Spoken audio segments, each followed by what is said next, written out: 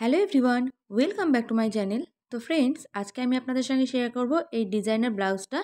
তো প্রিন্সেস কাট শেপের ওপরে কিন্তু আমি ব্লাউজটা বানিয়েছি। এই ব্লাউজটা আমি কী করে বানিয়েছি পুরোটাই আপনাদের সঙ্গে শেয়ার করব। তো চলুন ভিডিওটা শুরু করা যাক। এই ব্লাউজটা বানানোর জন্য আমি নিয়ে নিচ্ছি 1 মিটার লাইলেন কাপড় আর 1 মিটার হচ্ছে মেন ফ্যাব্রিক।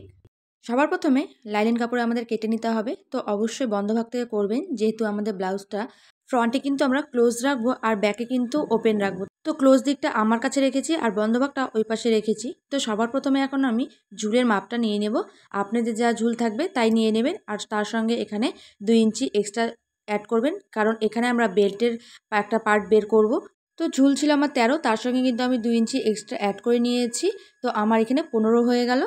এখন আমি নিয়ে নিচ্ছি পুটের মাপ। তো 32 সাইজের জন্য আপনি নিয়ে নিতে পারেন 7। তো আমি এখানে 7 নিয়ে নিচ্ছি। আপনার যা পুট থাকবে তাকে হাফ করে নেবেন। তো আমি এখানে 7 নিয়ে নিচ্ছি। তো পুট যেখানে শেষ হয় সেখান থেকে শুরু হয় আমাদের আর্মহোলের মাপ। তো 32 সাইজের জন্য আমি আর্মহোলের মাপটা নিয়ে নিচ্ছি 6.5। আর্মহোল যা থাকবে তাকে অবশ্যই হাফ করে নেবেন। এবার আমরা নিয়ে নিচ্ছি ছাতির মাপ। যেখান থেকে আপনার আর্মহোল শেষ হয় সেখান থেকে শুরু হয়ে যায় ছাতির মাপ। তো ছাতি ছিল আমার 32, তাকে যদি আপনি 4 দিয়ে ভাগ করেন তাহলে বেরিয়ে যাবে 8। তো আপনার ছাতি যাই থাকুক না কেন তাকে অবশ্যই 4 দিয়ে ভাগ করবেন, যেটা বেরোবে সেটাই আপনার অ্যাকচুয়ালি ছাতির মাপ। তো ছাতির মাপ আমার 8 বেরিয়ে গেছে। এবার এর সঙ্গে আমি নিচ্ছি 2.5 ইঞ্চি এক্সট্রা সেলাই মার্জিনের জন্য। এটা অবশ্যই কিন্তু নিয়ে নিতে হবে। তো এবার একটা স্কেলের সাহায্যে আমি পুরো দাগ টেনে দিচ্ছি। তো আমার কিন্তু ছাতির মাপ নেওয়া হয়ে গেছে। এবার আমি কোমরের মাপটা নিয়ে নিচ্ছি। কোমরের মাপটা একদম নিচ থেকে শুরু হয়। তো কোমর ছিল আমার 30, সেটাকে যদি 4 দিয়ে ভাগ করি বেরিয়ে যাবে 7.5। তো আপনার এখানে কোমর যাই থাক না কেন 4 দিয়ে অবশ্যই ভাগ করবেন, যেটা বেরোবে সেটাই কিন্তু আপনার কোমরের মাপ। তো এবার আমি নিয়ে নিচ্ছি 2 ইঞ্চি প্রিন্সেস কাট শেপের জন্য, আরও 2.5 ইঞ্চি এক্সট্রা নিয়ে নিচ্ছি সেলাই মার্জিনের জন্য। এবার ওপর নিচে দুটো দাগকে আমি স্কেলের সাহায্যে দাগ টেনে নিচ্ছি। এবার আর্মহোলের কাছে 1 ইঞ্চিতে দাগ দিয়ে আমি আর্মহোলের শেপটা দিয়ে দিচ্ছি। এইবার আমরা বেল্ট বের করার জন্য একদম পুট যেখানে আমরা নিয়েছি সেখান থেকে ফিতেটা নিচে অবধি নিয়ে নিব। বেল্টটা বের করার জন্য আমি 12.5 ইঞ্চিতে দাগ দিয়ে দেবো। তো বেল্টের চওড়াটা আমি 2.5 ইঞ্চিতে রাখবো, তো সেই জন্য আমি 12.5 ইঞ্চিতে দাগ দিয়ে দিয়েছি। স্কেল দিয়ে এবার আমি দাগটা মিলিয়ে দিচ্ছি। এবার আমি প্রিন্সেস কাট শেপের জন্য নিয়ে নিচ্ছি 0.10। তো 32 ইঞ্চি সাইজের জন্য এটা 10 ইঞ্চি নিয়ে নিলেই হয়ে যাবে। এইবার দেখুন 10 ইঞ্চিতে যে দাগ দিয়েছিলাম ঠিক এখান থেকে কিন্তু আমি এবার প্রিন্সেস কাট শেপের জন্য নিয়ে নেব 3.2। এটা হলো আপনার ছাতি যা থাকবে তাকে অবশ্যই 10 দিয়ে ভাগ করবেন, যেটা বেরোবে সেটাই নিয়ে নেবেন। তো ছাতি ছিল আমার 32, সেটাকে 10 দিয়ে ভাগ করলে বেরোবে 3.2। নিচ থেকেও কিন্তু আমি সেম 3.2 দাগ দিয়ে নিয়ে নেব। এবার আমি একটা স্কেলের সাহায্যে এইভাবে বক্স বানিয়ে নেব। এইবার ঠিক এখান থেকে 2 ইঞ্চিতে একটা দাগ দিয়ে নিচ্ছি। এর কারণ হলো আমরা তো 2 ইঞ্চি নিয়েছিলাম প্রিন্সেস কাট শেপের জন্য। তো প্রিন্সেস কাট শেপের জন্য আমি 2 নিয়ে নিয়েছি। এবার আমি ওপর দিকে 1 ইঞ্চি বরাবর একটা দাগ দিয়ে দিচ্ছি। এরপর আমি আলতো হাতে প্রিন্সেস কাট শেপটা দিয়ে দিচ্ছি। এবার ঠিক ওপর থেকে নিয়ে 1/2 ইঞ্চিতে দাগ দিয়ে দিচ্ছি। স্কেল দিয়ে ঠিক এইভাবে পুরোটা আমি মিলিয়ে দিচ্ছি। যেখানে 1/2 ইঞ্চিতে দাগ দিয়েছি ঠিক সেখানে কিন্তু আরও একবার 1/2 ইঞ্চি নিচে দাগ টেনে নিতে হবে। এবার নিয়ে নিচ্ছি গলার মাপ। তো গলার মাপ আমি নিয়ে নিব 6। আপনারা কম বেশি করে নিতে পারেন, কোনো অসুবিধে নেই। আমি 6 নিয়ে নিচ্ছি গলার মাপ। এইবার দেখুন যেখানে আমি গলার মাপ নিয়েছি সেখান থেকে নিয়ে দেখুন ওই যে ওখানে 1/2 ইঞ্চি দাগ নিয়েছিলাম, তো সেখানটায় আমি মিলিয়ে দেব। এইবার গলার চওড়াটা নিয়ে নিচ্ছি। তো গলার চওড়া আমি নিয়ে নিচ্ছি 4। আপনাদের পছন্দ অনুযায়ী করতে পারেন কম বেশি। এবার দেখুন ঠিক এখান থেকে কিন্তু আমাদের একটা স্ট্রেট লাইন বরাবর দাগ টেনে নিতে হবে। একদম নিচের দিকে দেখুন বেল্ট যে আমাদের রয়েছে সেখানে কিন্তু এই দাগটা পুরোপুরি মিলিয়ে দেব।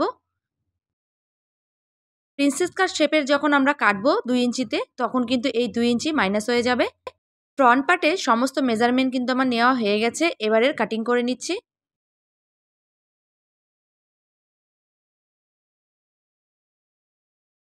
এবার দেখুন এখান থেকে 1 ইঞ্চি বরাবর উঁচুতে দাগ টেনে নিব। এটা আমি বেল্টের শেপ দিয়ে দেব।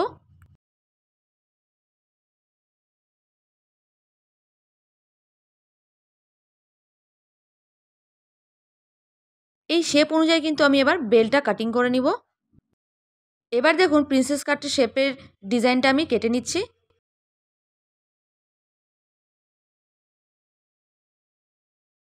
এবার দেখুন গলার কাছে যে আমরা কোনাকুনি দাগ দিয়ে দিয়েছিলাম সেটা আমরা কেটে বাদ দিয়ে দেবো। তো দেখুন এই পার্টটা কেটে দিতে হবে আর অবশ্যই এটা রেখে দেবেন। এটা কিন্তু কাজে লাগবে আপনার, ভুল করে অবশ্যই ফেলে দেবেন না।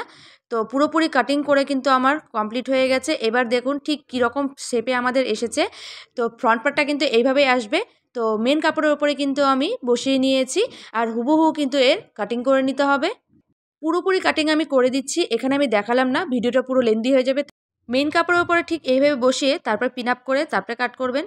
তো দেখুন পুরোপুরি আমার কাট হয়ে গেছে, প্রত্যেকটা পার্ট কিন্তু আমার কাটা হয়ে গেছে। আমি যেভাবে কেটেছি অবশ্যই সেভাবে কাটবেন।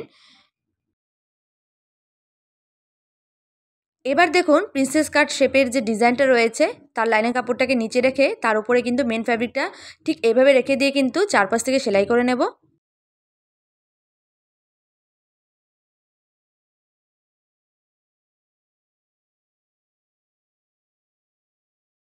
ঠিক একইভাবে কিন্তু আমি দুটো পার্টই কেটে নিয়েছি।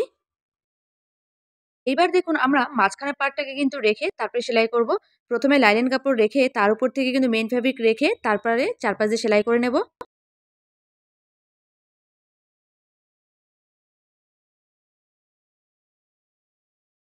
তো দেখুন মাঝখানের পার্টটা কিন্তু আমার খুব সুন্দর করে সেলাই হয়ে গেছে আর দেখুন কতটা সুন্দর হয়েছে শেপ দেখতে।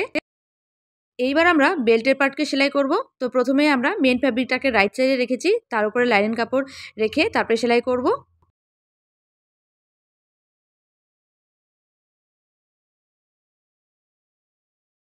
তো দেখুন সেলাই কিন্তু আমার বেল্টের হয়ে গেছে। এবার আমি লাইলেন কাপড়টাকে উল্টে দিলেই দেখুন ফ্রন্ট পার্টটা কিন্তু আমাদের সামনেই চলে আসবে। তো এইভাবে সেলাই করলে কিন্তু আপনার পট্টি লাগাতে দরকার হবে না। তো সেলাই হয়ে যাওয়ার পরে উপর থেকে আমি আরও একটা চাপ সেলাই দিয়ে দিচ্ছি। তো চাপ সেলাই কিন্তু আমার দেওয়া হয়ে গেছে। তো এবার আমি ফাইনালি উপর থেকে সেলাইটা দিয়ে দিচ্ছি। সেলাই হয়ে যাওয়ার পর চারপাশ দিয়ে সেলাই করে দিতে হবে।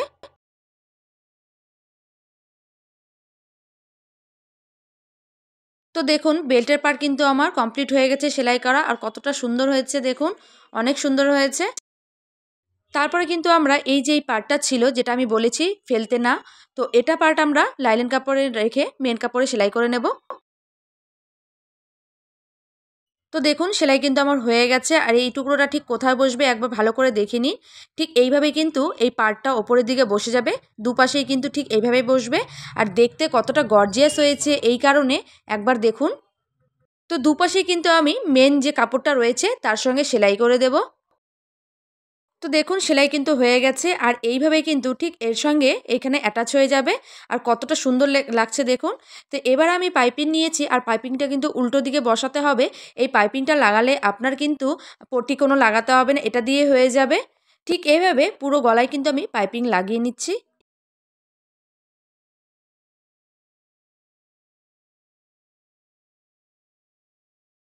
পুরো গলায় কিন্তু আমার পাইপিং লাগানো হয়ে গেছে। এবার পাইপিংটা দেখুন ঠিক এইভাবে উল্টে দিয়ে তারপরে সেলাই করে নিলে একদম এর লুকটা খুব ভালো আসে আর আপনার কিন্তু পট্টি লাগাতে হবে না। এইভাবে যদি আপনারা করেন তো অবশ্যই আপনারা এটাকে ফলো করবেন।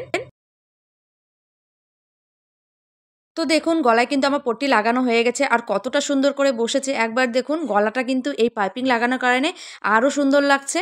আমার কিন্তু মিডল পোর্শনে যে কাপড়টা রয়েছে একদম ফুলফিল কমপ্লিট হয়ে গেছে সেলাই করে। এবার যে প্রিন্সেস কাট শেপের যে টুকরোগুলো রয়েছে এর সঙ্গে আমি অ্যাটাচ করে দেব।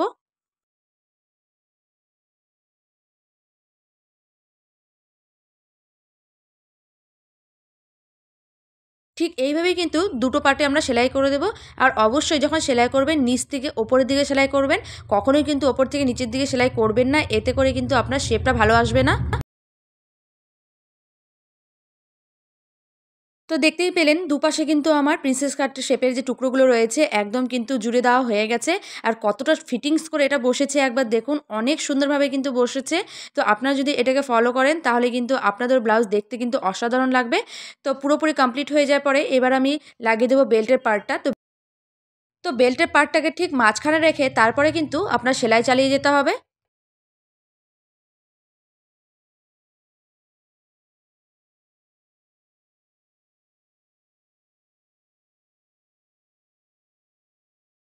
তো তো দেখতেই পাচ্ছেন আমার কিন্তু ব্লাউজ পুরোপুরি কমপ্লিট হয়ে গেছে। নিচের বেল্টটা কিন্তু আমার জুড়ে দেওয়া হয়ে গেছে আর বেল্টের একদম নিচের দিকে পাইপিংটা আমি লাগিয়েছি। তো গলায় যেভাবে লাগিয়েছি ঠিক সেভাবে কিন্তু আমি নিচেও লাগিয়েছি। এইভাবে কিন্তু আপনার ব্লাউজের ফ্রন্ট পার্টটা কিন্তু ডিজাইন করতে পারেন। তো ব্যাক পার্টটা ঠিক এইভাবে কিন্তু আপনারা জুড়ে দেবেন, অবশ্যই আপনারা পারেন। আজকের ডিজাইনটা কেমন লাগলো অবশ্যই কমেন্ট করে জানাবেন। চ্যানেলে কেউ নতুন থাকলে চ্যানেলটাকে অবশ্যই সাবস্ক্রাইব করে দিয়ে পাশে থাকবেন। এরকম নতুন নতুন ডিজাইন দেখার জন্য অবশ্যই চ্যানেলটাকে সাবস্ক্রাইব করে দেবেন। Thank you.